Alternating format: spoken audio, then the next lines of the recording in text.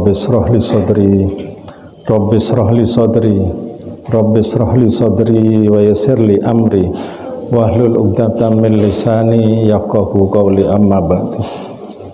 Yang sangat saya hormati para kiai, imam masjid dan segenap pengurus takmir Masjid Sunan Kalijogo, saudara-saudara sekalian jamaah sholat subuh yang mudah-mudahan selalu dalam ridhonya Allah Subhanahu wa ta'ala. Pertama, mari kita selalu dan selalu memanjatkan puja dan puji syukur alhamdulillahirabbil alamin atas segala nikmat, atas segala pertolongan, kekuatan yang datangnya dari Allah Subhanahu wa ta'ala, hingga kita semua ini tetap bisa istiqomah sholat subuh berjamaah ya, yang dari 5 waktu yang paling berat sholat subuh ini ya. Mudah-mudahan dengan kita istiqomah menjaga subuhan berjamaah ini, mudah-mudahan itu nanti menguatkan diri kita sehingga 4 waktu yang lainnya kita diberikan keringanan langkah untuk sholat berjamaah baik di masjid maupun di musola. Saudara-saudara sekalian, sholawat dan salam mudah-mudahan selalu terlimpahkan untuk junjungan kita baginda Rasulullah Sallallahu Alaihi Wasallam, keluarganya, para sahabatnya, para pengikutnya, termasuk kita semua dan anak cucu kita kelak, mudah-mudahan diakui sebagai umatnya dan mendapat syafaat dari beliau. Saudara-saudara sekalian, pertama saya nyuwun sewu ingin mengenalkan tentang komunitas ini yang diberi nama dengan GSB. GSB singkatan dari Gerakan Sholat Berjamaah.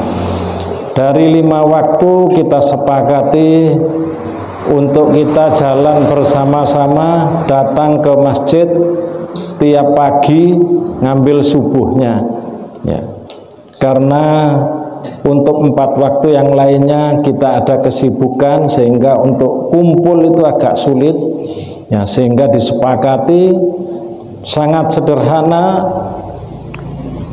Tiap pagi kita melihat dari jarak masing-masing rumah kita ke lokasi masjid yang dituju atau yang disepakati. Seperti saya misalnya, rumah saya di perumahan Sumber Alam dekat, sehingga cukup saya 10 menit misalnya sebelum adzan saya bisa berangkat ke masjid ini, misalnya begitu. Tetapi karena sekarang bulan Ramadan juga disepakati untuk nambah sahur bersama dengan keyakinan siapa yang memberi makan pada orang yang berpuasa, maka itu tentu amalan yang sangat mulia. Mudah-mudahan semuanya diridhoi oleh Allah Subhanahu wa ta'ala. Saudara-saudara sekalian, saya sampaikan saya baru datang dari Madura, tepatnya di Kabupaten Pamekasan. Ada hallnya Kiai Haji Abdul Majid. Dulu beliau adalah pengasuh pondok pesantren Banyuanyar sana ya, Al-Hamidi ya. Nah, yang hadir itu ulama-ulama besar di Pulau Jawa ini hadir semua. Kurang lebih hadir itu sekitar 100.000 orang yang hadir di dalam acara hall itu. Panitianya banyak, bisnya kurang lebih 100. Bukan soal itu yang mau saya sampaikan, tetapi yang patut menjadi perhatian kita. Begitu menjelang adzan, ada informasi sudah diumumkan lewat pengeras suara, saudara-saudara sekalian, kurang lebih bunyinya, saudara-saudara sekalian, sebentar lagi adzan, mohon seluruhnya jangan sampai ada yang tertinggal sholat berjamaah. Lebih-lebih panitia ini nyuwun sewu saya sampaikan, tiap hari kita ini berpindah-pindah masjid.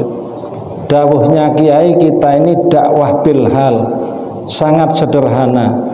memberikan contoh teladan bahwa kita ini satu, memberi semangat kepada jamaah setempat atau masyarakat di sekitar masjid ini, bahwasanya sholat berjamaah di masjid itu senang sekali.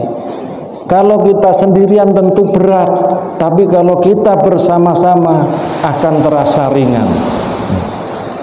Lalu yang berikutnya, ini beberapa teman-teman ini ada yang dari jauh-jauh, beberapa wilayah kecamatan saya lihat tadi hadir, ada yang dari Mayang, ada yang dari Jelbuk, ya dari beberapa wilayah kecamatan yang lainnya.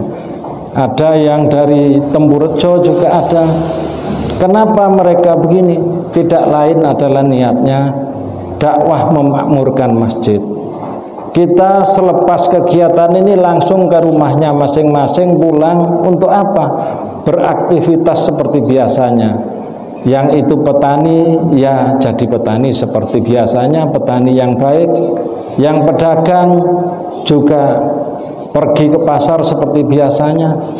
Yang misalnya pegawai negeri seperti saya, yang ngantor seperti biasanya.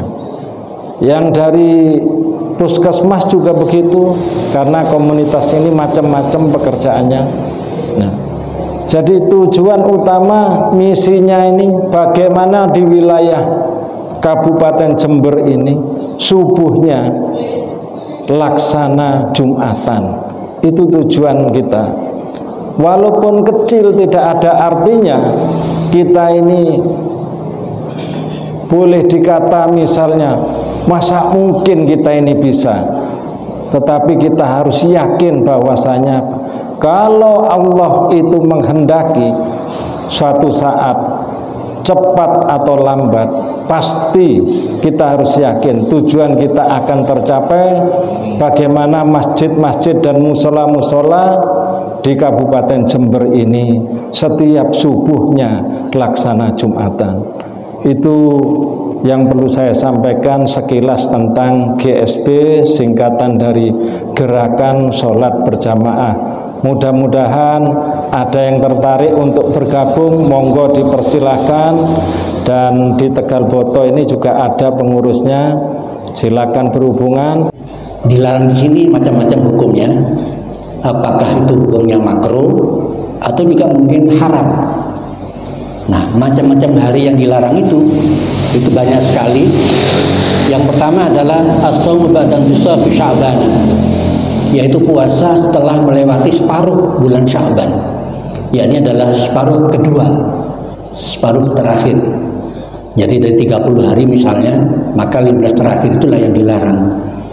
Kata Rasulullah SAW, "Idza kana nisfu Sya'bana fa'amsiku an siyami hatta yadkhul Ramadan." Jikalau telah tiba ada datang nisfu Sya'ban, ya, jadi 15 hari terakhir, fa'amsiku an siyam, tahanlah kalian an siyam dari melaksanakan puasa, ya, hatta yadkhul Ramadan, sampai dengan masuk bulan Ramadan. Kenapa ini dikhawatirkan? Jangan-jangan ada anggapan kalau setengah Sya'ban terakhir itu nanti merupakan hubungan atau bersambung atau merupakan bagian dari bulan Ramadan. Nah, ini hadis yang pertama tentang larangan kita untuk melaksanakan puasa setelah nisfu Sya'ban. Oleh karena itu dalam kitab-kitab fikih dinyatakan orang yang punya hutang puasa Ramadan tahun lalu, maka begitu masuk tanggal 20 itu ada yang menghukumi, ya, termasuk haram. Tapi apakah boleh? Boleh, cuma masuk kategori kurang baik. Sehingga karena itu sebenarnya sebaiknya kalau kita mengqadai puasa itu sebelum masuk Ramadan, jauh-jauh sebelum masuk Ramadan, bahkan kalau bisa juga sebelum masuk Sya'ban. Kenapa? Khawatir nanti kita sampai tanggal 20 Sya'ban kita juga belum bayar hutang. Lebih-lebih lagi kalau begitu Ramadan masih belum bayar, wah itu sanksinya berdobel. Kecuali kewajiban mengqadha juga harus membayar fidyah. Jadi ada tambahan sanksi. Nah, sehingga karena itu orang yang kebetulan begitu masuk separuh Sya'ban, ya, kata Rasulullah untuk menahan diri untuk tidak melakukan puasa sampai dengan masuk bulan Ramadan selanjutnya. Lalu yang kedua yang juga dilarang yaitu adalah puasa menghadapi Ramadan sehari atau 2 hari. Yang dimaksud di sini adalah puasa seolah-olah ikhtiyat, hati-hati, jangan-jangan sudah masuk Ramadan. Padahal untuk masuk Ramadan itu harus melalui yang namanya ruyat atau hisab.